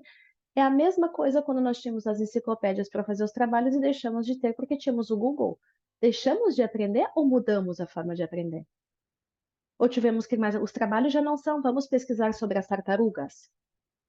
Vamos ver um vídeo? Vamos ver como é que elas comem, como que elas fazem? Claro, a gente modifica o conteúdo dessa atividade em função dos recursos que a gente tem. A mesma coisa vai acontecer com a inteligência artificial. É claro que a gente precisa de formação para isso. Agora, dizer que a figura do professor vai desaparecer ou as pessoas não vão mais aprender porque existe um recurso tecnológico é um erro. Porque nunca o conectivismo defendeu isso. Todo o contrário, o conectivismo defende que com tantos recursos a gente vai aprofundar a nossa forma de aprendizagem. Então, essas fases da aprendizagem de retenção, assimilação, acomodação, claro, isso reduz. O tempo que eu teria para pesquisar conceitos, esses conceitos eu recebo em 3 segundos. E o que eu faço com isso agora? Eu vou trabalhar de uma forma competencial, eu vou dar resposta ao que eu tenho que fazer. Então, isso vai mudar a nossa forma de trabalhar com as crianças também, porque elas passam a ser protagonistas do que a gente vai propor. Elas têm que fazer coisas. Eu não posso dar um trabalho para elas pesquisarem sobre as lendas do Brasil, eu preciso propor o que elas vão fazer com essas lendas. Quem era tal pessoa e para que serve essa forma? O que fazia esse índio? Eu preciso dar um sentido para que ela se conecte, porque a informação recebida, transmitida, perdeu a importância em função da facilidade que a gente tem de acesso. Então, esse é o primeiro, é modificar nossa forma de pensar o ensino. A forma como a gente aprendeu não funciona mais porque os recursos estão aí. E porque essa criança já está desde a escola aprendendo de outra maneira. Então a gente não consegue colocar na caixinha do ensino-aprendizagem que a gente conhecia, porque essa criança não vai só na nossa aula. Ela vem de um contexto e esse contexto ele tem que ser reconhecido, seja, né, o contexto que for. Então, isso, claro, é bastante mais complexo. O que é personalizar a aprendizagem? Pois então, é aproveitar essa diversidade de contextos, essa diversidade de características, não? Quando eu falo dos estilos de aprendizagem, a personalização está bastante vinculada com isso. Aqui deixei em inglês, porque vocês são maravilhosas com isso. É a língua de vocês, então não precisei traduzir. É fazer tudo, é pensar no ensino do Paul, pensando nas crianças. Isso, claro. Como assim? E o meu currículo? Perdeu o currículo. O currículo me ajuda a organizar o meu pensamento, a minha estrutura. O foco da minha aula de Paul são as crianças. Aí assim me perco. Sim, para isso estamos nos formando. Claro, nos perdemos, nós não fomos formados assim. Não tem formação inicial, a não ser as atuais, não aqui jovens. Jovens, se formaram até 2015, não era assim que a gente aprendia a ensinar. E tem mais. Os alunos, eles têm que participar. Isso não significa que a gente tem que encher a criança de atividades. E colocar a família não faz os temas, não participa, por isso que eles não aprendem. Não é isso. Aquela criança, ela tem que entender o que ela está fazendo ali. Ela tem que se vincular de alguma maneira. Existe uma teoria que se chama neuroeducação, que a gente se conecta através da curiosidade. Isso já está comprovado, não sei o que estou dizendo, não é minha teoria. Isso já está comprovado. A neuroeducação defende que, para que esse aluno se envolva num projeto, se envolva numa atividade, antes que nós tínhamos condutismo, estímulos, recompensas, castigos, um adesivo, um chocolate, uma balinha. Eu sou dessa época, eu levei balinha para minhas aulas de Paul. Aqui não estamos para julgar ninguém. A gente está falando de atualização. Se a gente quer, se a gente precisa, já que a gente depende só da motivação, a gente não tem outra coisa, a gente não tem diploma, eles não precisam estar ali. Se a gente quer que realmente eles estejam ali, de corpo presente, eles têm que colaborar e serem coprodutores de conhecimento. Ou seja, em outras palavras, eles têm que entender o que eles estão fazendo ali, para que serve aquilo ali. Então, não adianta vir com a lenda da Yara e Boto Rosa, se a criança não sabe, não adianta. É muito bonito, os pais estão felizes, ai, que lindo, dia do Saci. Legal. Para quê? O que vamos fazer com isso? Ele vai comparar. Ele vai comparar. Ele vai aprender da onde vem aquilo. O que acontece naquele lugar que também acontece no lugar dele. Ou da família dele. Claro, eu tenho que aprender a ajudar, né? Eu tenho que ajudar a conectar. Tem mais. Isso teria que ser feito de uma forma competencial. Ele tem que colaborar, ele não tem que só aprender e fazer atividade, Ele tem que ter poder de decisão. Essa é a diferença entre individualizar e personalizar. Gurias, quando a gente individualiza, a gente trabalha com cada um de um jeito. Eu vejo o que ele precisa e eu trabalho com cada um de um jeito. Isso é inviável, mas não é por isso que a gente não faz. É porque a personalização é outra coisa. Personalização, eu analiso as características, eu tenho o meu papel de professor aqui, mas eu tenho que dar ao meu aluno um poder de decisão, e é por isso que eu preciso trabalhar de uma forma mais aberta. Isso não é fácil. Trabalhar de uma forma mais aberta significa conceder poder de escolha dentro de uma proposta. Por isso que os projetos são maravilhosos, mas aí eu perco o controle. Aí eu tenho que pensar quais são as propostas. Sim, tudo isso é muito complexo, isso dá muito trabalho, mas é uma vez. É uma vez. Porque eu não vou estar todo dia criando uma atividade. Eu tenho que pensar nos diferentes estilos, nas diferentes necessidades. Perfeito, porque justamente a minha aula de Paul sempre é heterogênea. Ou no nível de competência comunicativa, ou no nível de conhecimento ou bagagem cultural, ou familiar. Então, o que eu tenho que fazer aqui é saber ler o meu Paulo Freire, leitura de mundo. Onde estou? Necessidades que eu tenho aqui. Vamos trabalhar com diferentes propostas, mas eu preciso de um guarda-chuva para que essas minhas propostas não sejam soltas. Senão, claro, samba, né? Enfim, casa da mãe Joana, né? Perdão as Joanas. Eu preciso ter uma linha. Essa linha é a metodologia que eu vou utilizar. Essa linha é a metodologia. Então, assim, eu não estou inventando. Eu tenho uma linha, eu tenho uma lógica, mas dentro dessa lógica eu considero que esse aluno, ele é um coprodutor, ele é colaborador, então ele tem que participar. Mas tão pequeno? Sim. Uma criança de 3 anos já é perfeitamente capaz de dizer se ele prefere pintar ou se ele prefere dançar. Ou se ele quer cantar, ou se ele quer preparar alguma atividade plástica. Com 3 anos ele já é capaz de verbalizar. Não fala português, que verbalize inglês. O que eu quero agora não é que ele fale português. Eu quero que ele escolha, eu quero que ele se conecte com o que eu estou propondo. Então aqui a gente tem que dançar, literalmente, conforme a música. E o professor é o primeiro. Então, assim, por que eu falei tanto das crenças? Porque se a gente não pensar a gente não consegue modificar essa forma de trabalhar. Deixa eu ver o que estão falando aqui no chat. Exatamente. Aliás, isso é outra coisa, hein? Não é a gente não trabalha. Vou continuar. Nós não trabalhamos com aquisição, não. Isso é uma coisa que as famílias têm que saber. Nós não trabalhamos com aquisição, nós trabalhamos com aprendizagem. São 2 conceitos diferentes.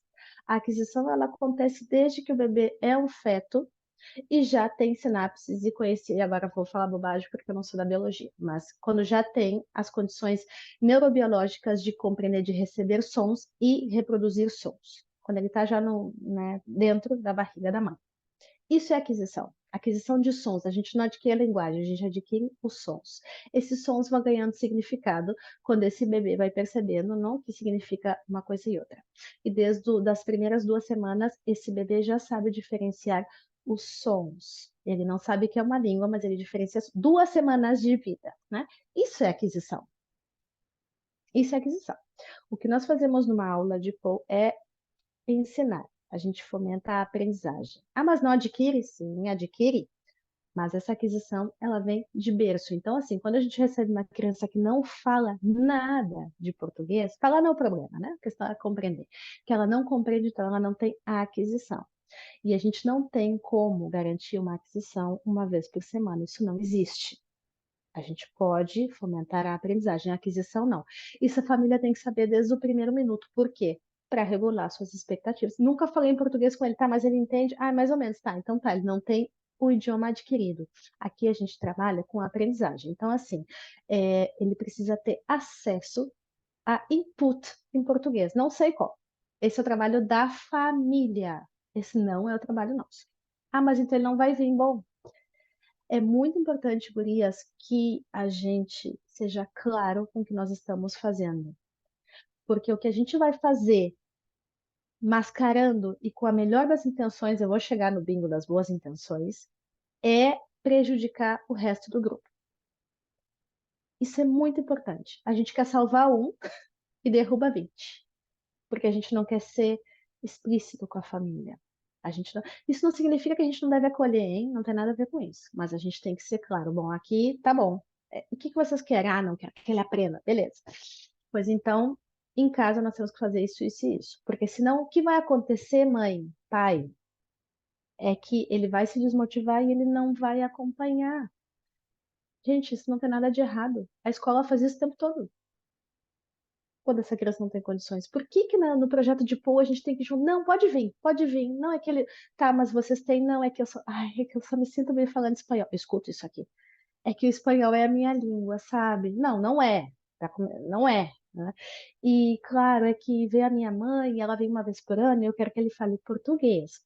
Mas em casa, a gente não vê nada em português. Bom, então tá. A situação é a seguinte: ele pode vir, ele vai cantar, a gente faz muita atividade lúdica, mas eu quero que tu saiba o que tu pode esperar desse projeto aqui. Isso é fundamental. Não é para intimidar ninguém. É para que a família entenda o que são esses processos e a diferença entre esses processos.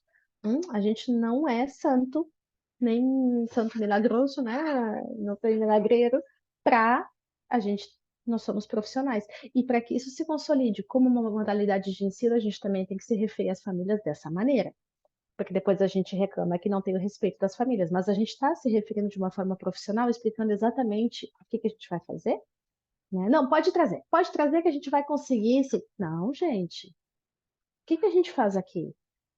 Né? O que nós somos capazes de fazer? Isso é super importante. Você já deve fazer isso, aqui não estou dissertando nada para ninguém, mas é uma coisa para se pensar, especialmente quando a gente está começando, porque a gente quer mais alunos, né?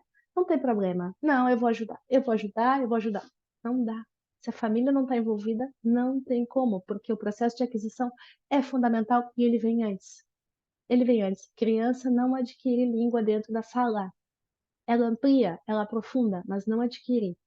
É muito difícil, além disso, gera uma frustração tremenda. Né? Bom, conceitos, âmbitos envolvidos na personalização. Como se aprende, né? Já falei 50 vezes sobre isso. Cognitivo, o biológico também já falei. Tem coisas que, né, por mais que a gente queira, não dá. Né? Questão da atenção, da disposição. Âmbito emocional, super importante. Se esse aluno não está ali, se ele não está ali, você perdeu. E nem sempre é sua culpa, hein? Atenção. Mas se ele não se interessou emocionalmente, se ele não se vinculou à proposta, personalizar é impossível. Ele pode até fazer atividade, mas ele não vai colocar todos os sentidos dele ali para participar e tomar decisão, né? Ele vai fazer o que tem que ser feito. Então, assim, é importante. E o âmbito ambiental também. Então, assim, eu não vou personalizar a aprendizagem na minha sala igual a Roberta vai, a Fernanda, não. Cada uma personaliza de um jeito. Que sorte a gente tem essa liberdade, mas isso é bem importante. Então, assim, comunidade de prática, por quê? Não é para a gente unificar nada. É para a gente. Não, não. Acabou, a unificação acabou, ficou lá atrás. Né? Então, assim, receita de bolo é ótimo, mas só funciona para bolo. Para o pão, não. E quando começam essas teorias, né, e as diretrizes, gente, são diretrizes, né? O âmbito ambiental, o componente ambiental é fundamental, né? O que que significa isso? Idade, contexto socioeconômico, familiar, bagagem linguístico-cultural. Então, assim, cada grupo é único. A gente não unifica nada. A gente pensa sobre as diferentes problemáticas e como que eu dou resposta às diferentes problemáticas, tá? Então, super importante também. Regular as expectativas, né? Mas tu não disse que a gente é personalidade. Sim, mas é muito importante que a gente tenha essa noção. Se o pai quer colocar a criança de todo jeito, mas a criança não quer, bom, a gente tem que conversar com esse pai. Essa criança sabe português? Não sabe? Por que que ela não quer? Porque ela quer estar no futebol ou porque ela não entende o que está acontecendo ali? A gente teve um outro curso, né? Muitas de vocês estavam, que a gente fez muita ênfase sobre o diagnóstico. Diagnóstico para a gente saber por onde começar, não diagnóstico, também linguístico, claro, mas principalmente para conhecer expectativas da família, da criança, etc. A gente tem que trabalhar com isso para saber por onde começar. Qualquer coisa, compartilhe material sobre isso mais para frente. Bom, vamos acabar isso aqui. Vocês já devem estar cansados, porque já passou os 20 minutos de atenção, né? Bom, conceitos envolvidos, isso para estudar. Personalização tem a ver com equidade, ou seja, a gente quer dar todas as condições para que diferentes níveis de criança, não níveis de competência, níveis de conhecimento, para que todos tenham acesso ao conhecimento no seu nível. A gente vai puxando, mas que em função das suas capacidades, suas fortalezas, que todos possam participar. Então, igualdade não, impossível, menos no pouco. Equidade, que todos tenham, né, possibilidade de acessar. Inclusão é palavra-chave aqui, em função da heterogeneidade que a gente tem e pensando nas necessidades de aprendizagem, né? A gente já não está no momento em que, não, é que, como eu nunca trabalhei com nenhuma criança com transtorno do espectro autista, pois aqui, não, gente, vamos ver primeiro, senão, né, quais são as nossas possibilidades de incluir, e não nós incluirmos o grupo, o contexto, né? A sala, os alunos, as famílias. Colaboração, desculpa, não tem como trabalhar a personalização sem colaborar, porque a gente falou que as crianças são coprodutoras e colaboradoras, então não trabalho individual existe, mas não pode ser a tônica da personalização. Como são projetos, você já sabe, a gente tem que, justamente para dar oportunidade de trabalhar diferentes potencialidades individuais. Então, a gente precisa das equipes, não? Senão cada um vai fazer uma coisa e o que eu vou ter é cada um num canto, não é isso. A gente vai dar poder de decisão para trabalhar junto. E tomada, né? Não tomada, oi. Vou chamar minha mãe aqui. De decisão, tá? Desculpa se estiver errado, sinto muito. Tomada de decisão é importantíssimo que o aluno tenha a oportunidade de decidir, nem que seja o que ele vai fazer agora depois. Sabe quando a gente faz com criança, você vai tomar o leite no copo azul ou vermelho? Ele vai tomar o leite. Ninguém está dizendo aqui que a aula vai virar uma palhaçada. Não. Mas você vai tomar no verde. Por quê? Porque essa criança vai se vincular nesse. Opa, aqui me escutam. Aqui eu participo, esse lugar também é meu. Aqui eu tenho voz, de alguma maneira. Se são pequenos é mais fácil, a gente sabe, né? Aqui, quem trabalha com adolescente, aqui tem todo o meu respeito, porque é muito difícil. E a gente sabe que não é fácil envolver, né? Mas a tomada de decisão aqui, o poder de decisão, é uma característica da personalização. E metodologias ativas, eu queria saber se vocês já conhecem, se é uma coisa nova, se é um conceito novo aqui, sim, eu preciso saber de vocês, pode ser aqui no chat mesmo, se você sabe o que é isso, se você já provavelmente trabalha aqui, a Roberta é especialista numa das metodologias, né, Roberta? Ativas. A gente não vai falar desse aqui, porque ela já tem o curso dela, né? Mas eu quero saber se você sabe o que é, se tem alguém que não tem nem ideia, né? Mas aqui eu preciso saber para não repetir, né? Não cansar vocês com teoria. Se você já sabe o que é, Aqui tem. Se alguém não souber também e não quiser falar aqui, não tem problema. Pode me escrever depois, tá? Mas as metodologias ativas aqui vão ser o nosso guarda-chuva, né? Adoro esse termo, que é assim, eu trabalho, eu faço o que eu quiser, mas eu tô aqui. Eu não invento. Eu tenho diretrizes, eu tenho uma linha, né? É o nosso caminho para personalizar, tá? Em outras palavras. Então, qualquer coisa, isso não é meu, isso não é novo, isso é bem velho. Isso vem desse senhor. Não sei se vocês conhecem, este é o senhor famoso por defender a aprendizagem pela experiência, através da experiência. Né? Ele diz, não tem como aprender, é só recebendo, cara, impossível. Esses John Dewey, quem estuda aí pedagogia está cansada de saber quem é esse homem, e foi esse homem, né, um norte-americano, e hoje em dia estão modificando todos os planos, todas as formas, as metodologias das universidades, inclusive aqui na Espanha, a gente trabalha com a metodologia Learning by Doing, em inglês, em função deste homem. Então, bom, as metodologias ativas nascem daí, depois tem N autores, né, que trabalharam com ele, mas esse é um dos principais que defendiam essa aprendizagem através das experiências. E no nosso caso aqui, a gente vai trabalhar dessa forma, né? A gente pode trabalhar com alunos de diferentes níveis de competência, com diferentes atividades dentro de cada metodologia. Sim, aqui também. Learning by doing, né? Em espanhol, mas fica em inglês mesmo. Permite o trabalho com grupos heterogêneos e trabalha com o mundo real. Isso é importante e isso vai nos servir bastante. Mundo real dos alunos, não o nosso. Mais uma vez a gente perde o poder, né? Então aqui pessoas muito empoderadas quando não é na sala de aula, tá? O novo paradigma tira total o nosso poder. Então assim, para que a gente consiga, não vou ler aqui, vocês podem ver depois, o mundo real dos alunos é o nosso ponto de partida para que eles se sintam parte do que a gente está propondo. E esse mundo real não é nosso, às vezes é, né? Se a gente já chegou, de repente a gente está há muitos anos naquele lugar, beleza, tudo certo. Às vezes não é. Mas quando a gente pensa em qualquer metodologia ativa ou em qualquer temática que a gente vai trabalhar, a gente tem que pensar no mundo das crianças. E aqui entra a questão do contexto local, dos interesses locais, dos personagens locais, né? Eu não vou fomentar ainda mais a cultura inglesa, porque eu tô aqui, porque nós somos um pedacinho do Brasil. Não, a gente não vai fomentar cultura nenhuma. A gente vai trabalhar em uma perspectiva intercultural para atrair neuroeducação. Esses alunos. Então, esse é o ponto de partida, né? Não concordo, quero trabalhar. É que essa questão das lendas, cara, já entrei em tanta discussão com isso. Ninguém está em contra ensinar, pelo contrário, é importantíssimo, né? Mas assim, poxa, sério, cara, tu vai abrir o livro da Yara e, e contar a história, esperar que eles fiquem ali. Tem uma série de conceitos que são abstratos. Não são, ali, matei fora. Cara, com livro, para eles lerem, fazer resumo. Não. Não. Aí eles não querem, essas crianças de hoje já não querem saber nada. Não, gente, olha qual é a forma, olha ali, a Roberta tá ali, né?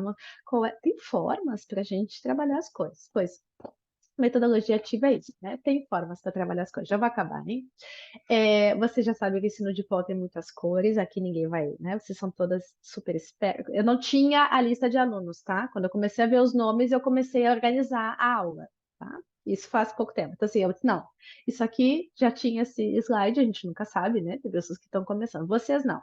Vocês sabem quantas cores tem o ensino de polo. Isso eu pediria para vocês completarem também depois, tá? Sem pressa. Quero saber dúvida ou dificuldade, porque quando a gente for trabalhar com as metodologias ativas nos encontros, a gente vai trabalhar com as dificuldades de vocês. Eu até posso trazer a minha bagagem, mas eu quero saber o que está acontecendo aí. São necessidades especiais? São diferentes níveis de competência comunicativa? É falta de interesse? São grupos com multinível? Multiidade? Eu preciso saber, aí eu preciso contextualizar esses desafios. E a gente vai dar resposta aos desafios de vocês, não aos meus. Então, eu tenho a teoria, vocês têm a prática. Então, preciso dessas respostas aí rápido, para a semana que vem, até domingo, para que eu possa apresentar, trazer a minha proposta que atenda às situações que vocês precisam, não as minhas, tá? Então, vai ficar aí, eu vou subir o PowerPoint, o PDF, para vocês poderem olhar. Não vamos perder tempo com isso agora. Quero só falar do bingo e não vou falar mais nada. O bingo das boas intenções, tá? Que nem sempre funciona. Às vezes, sim. Não vamos julgar ninguém, tá? Mas, para pensar. Pensar que a aula de polo é uma aula de língua. Não, não é. Não é. Tá? Professoras de letras, me desculpem, já temos discussões no Instagram. Não é. Sinto muito, não é. Através da língua. Ah, mas não ensinamos língua? Claro que ensinamos. E tem mais, tem aulas em que a gramática é super importante. E aquele aluno começa a entender a lógica, começa a conectar e vai aprendendo mais. Então, assim, não é tirar o poder do português, mas não é uma aula de língua. Não é. Não é. Trabalhar com currículo fechado. Aqui ninguém trabalha, bingo para nós, né? Aqui ninguém. Não ensinar gramática porque não é importante. Atenção! Nós temos um compromisso com o avanço da competência comunicativa. Dentro da competência comunicativa está a competência linguística. São 4 níveis, 4 âmbitos: competência linguística, estratégica, discursiva e intercultural.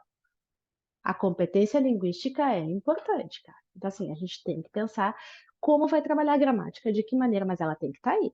Eu não ensino gramática, não. O importante é a cultura. Gramática através da cultura, né? Organizar aula de pô igual da escola. Quem aguenta? Vocês aguentam?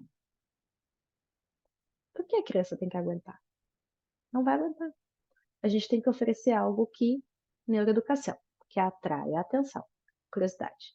Pauta as aulas a partir da cultura brasileira. Cultura de quem? Não vou contar a história do chimarrão de novo, porque ninguém mais aguenta. Você já me conhece. Que eu fazia meus alunos provar o chimarrão. Quem merece isso? Ninguém. Evoluir, né? Agora, graças a Deus. Cultura de quem? Do pai, da mãe, local? Pautar as aulas. É claro que a cultura vai entrar. Claro que sim, né? Mas suave na nave.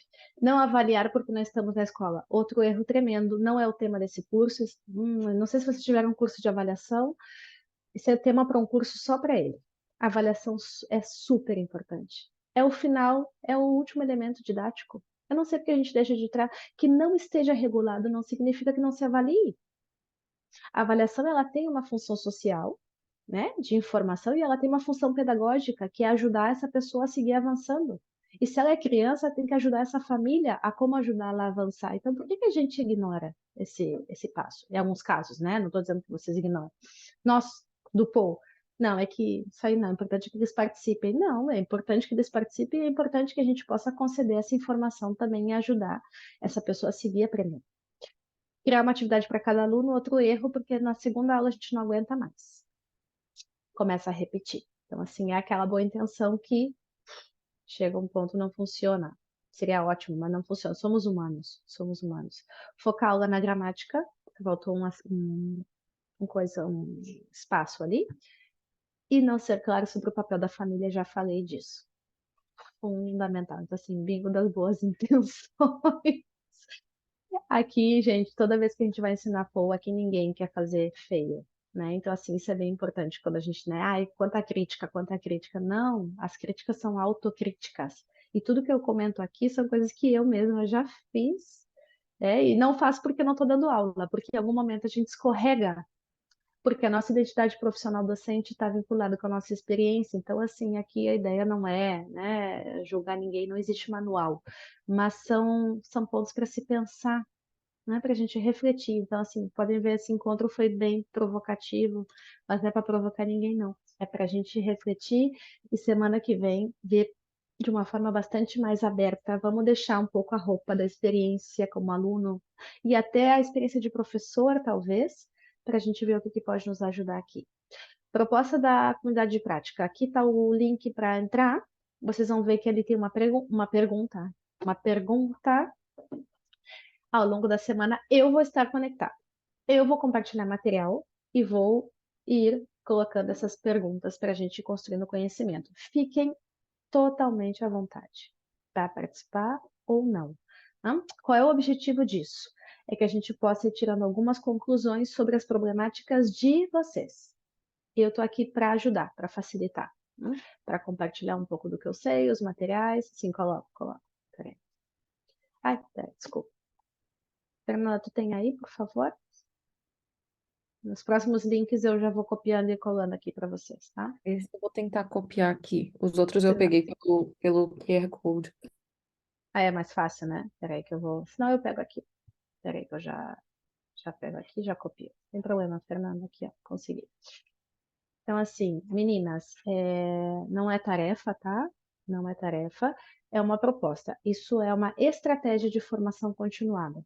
A gente só tem 5 encontros e vocês têm tanto conhecimento, eu quero tanto saber o que vocês sabem e aprender com vocês. E é uma forma da gente construir e ir avançando, né? Porque o que a gente faz nessas formações sempre parece que um está transmitindo, aqui não. Aqui a gente vai integrar, mas não é só compartilhar, né? A gente sempre fala, não é uma tertúlia, né? Não é uma conversa.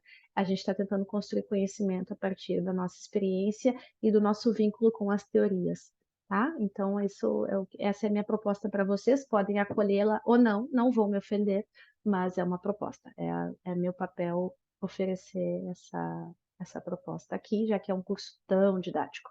E semana que vem acabou a conversa. Semana que vem eu quero saber as problemáticas de vocês e a gente vai trabalhar. Vou pensar numa metodologia ativa para a gente trabalhar a aprendizagem baseada em problemas e vamos começar, tá? Então participem com aquela resposta do, né, o que é realmente importante para vocês, o que está acontecendo aí, o que está pegando. E vamos trazer a teoria para a prática e vamos ver o que a gente consegue com isso. Tá bem? Então, muito obrigada pelo tempo de vocês. Sei que vocês deram muito mais do que 20 minutos de atenção. É tarde, né? Aqui mais. Mas prometo que foi o único encontro condutista expositivo. Aqui acabou. Tá? Vamos mudar a metodologia já. Obrigada, meninas. Espero vocês. Bom, espero vocês em vários canais. Mas se não, espero vocês na quinta que vem, né? Nos vemos e aí vamos começar com a aplicação, tá bom? Super obrigada, Juliana. Ai, tanto que eu falava, gente, não percam, não percam, porque a Juliana Obrigada. é demais. Não, estou aqui fascinada. Obrigada. Obrigada a vocês. Que de todos os cursos que eu, pelo menos, participei até agora, foi a primeira vez que eu ouvi algo mais, como que eu vou colocar? Que realmente refletiu muito mais em mim, que é isso que realmente a gente precisa, esse entendimento, sabe? Ter mais clareza do que a gente faz, do nosso papel, de que forma. Então, para mim, nossa, estou assim fascinada de da gente continuar esse papo na próxima quinta-feira. Conto com vocês, Muito meninas. obrigada. Gostaria de agradecer bastante. Obrigada, Juliana. Em nome do você. PUC e do Consulado Geral do Brasil, agradeço a presença de vocês todas aqui. Vou lembrá-las mais uma vez de fazer o download do Easy Fundraising, por favor, pessoal. Bora lá, vamos pegar esse celular aí, vamos baixar esse app, que aí eu não tenho que ficar repetindo. Enquanto todos vocês não tiverem, eu vou ter que ficar repetindo isso aqui. Então façam, que aí vocês falam, gente, já fiz e pronto. Silvia, para de pedir. Muitíssimo obrigada, gente. Uma boa noite. E a gente se vê quinta que vem. Boa Obrigada, noite, pessoal. menina. Obrigada, Até Juliana. mais. Obrigada. Boa noite, menina.